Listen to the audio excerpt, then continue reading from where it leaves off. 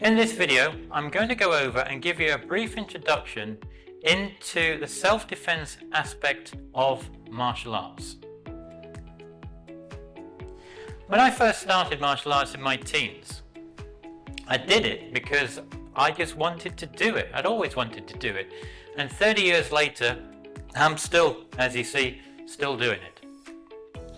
Now, over the years, I've found there have been many benefits in the training in martial arts, from the physical fitness side of it, to the actual mental discipline, and just the actual overall enjoyment of doing it. Now, one of the other factors when it comes with this is the self-defense element of it. Now, with the self-defense, there are many different aspects to the self-defense, not just the actual physical techniques. And what I'd like to do is now go over these other elements and aspects of them. You have confidence. Now, the more you practice something, the better you become at it. And that is so true with martial arts. What you will also find is that because you're practicing all these physical techniques, from kicking to blocking to punching to the self-defense elements of it, your actual confidence will just naturally grow. Because you begin to realize that if someone tried to punch you, you know how you can block it. And the more that you practice, the more techniques and skills you learn, and the more your confidence begins to grow. But also, even as your confidence grows, you'll also understand how not to become overconfident with it as well. And that you should always show compassion and humility. What also can happen is, as you feel more confident, your outward personality to the world will hopefully become more stronger. And people will see you in a different light. And this could also overlap into other aspects of your life in a positive way as well.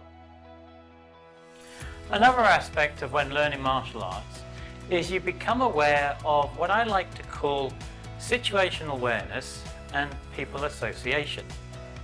Now, what do I mean by situational awareness? Be aware of your surroundings. Now, during the course of your martial arts training, you will learn about being aware of your surroundings. Now, this is not just when you're actually sparring or fighting. It is also to do with when you're in the outside world. Now, this is another form of informal self-defense. You are trying not to put yourself into locations or situations which could be dangerous to you. For example, you're walking down an unlit road in a rough part of a city, or you're parking your car in an unlit car park late at night.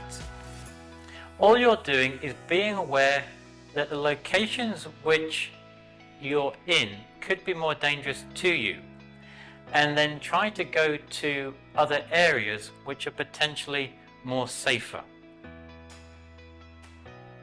The other part of this is people association. Who are the type of people you associate yourself with? Your school friends, your college friends, your work associates. Just be aware of who they are and what they like to do. And if you find that because of your friends or the people you associate with are putting or getting yourself into situations that could put you in a more dangerous situation, then maybe you need to ask the question, do you want to be associated, or do you want to associate yourself with these people? Now, with everything, nowhere is 100% safe, and you can never find that perfect person or friends or colleagues. But what you can do is you can try to decrease the chances of getting yourself or putting yourself in dangerous situations. We have just briefly touched on a couple of the aspects of what martial arts self-defense will give you. from the confidence to the situational awareness to people association. But what about the main reason, the actual physical self-defense itself? Now, the main thing with this is that you learn that martial arts is a self-defense. It is not an attacking sport. And one should only ever use it as a self-defense. You should never use it to attack somebody or hurt somebody or bully anyone. And you should only ever use it if you're in a situation as a last resort. You've tried everything else and nothing's worked, and it's at that point then, yes, you would use it. Now, the reason why I say that is because if you are going to use any martial art properly in a self-defense situation, then you have to understand that your aim is to hurt the attacker in a very fast and powerful manner to actually stop them.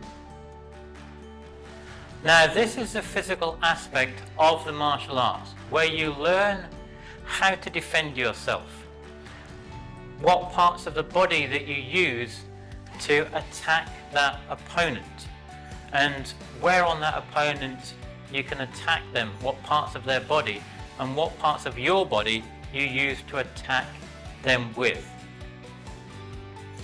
Now, one thing I would say here is that the amount of force you use on your opponent must be equal to the situation that you find yourself in at that point in time. Now, what I have just gone over with you are my observations about martial arts from my experiences.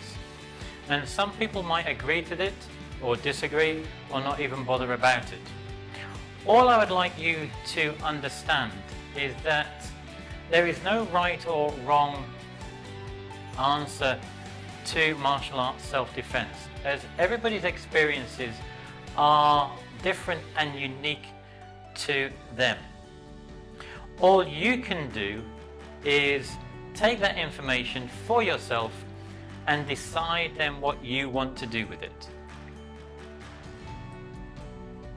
Now, below in the bottom left hand corner, or possibly the top, is the link to the next video on self-defense, so you can go and learn and practice it for yourself. As always, until the next time, Gam Sa Hae Ni.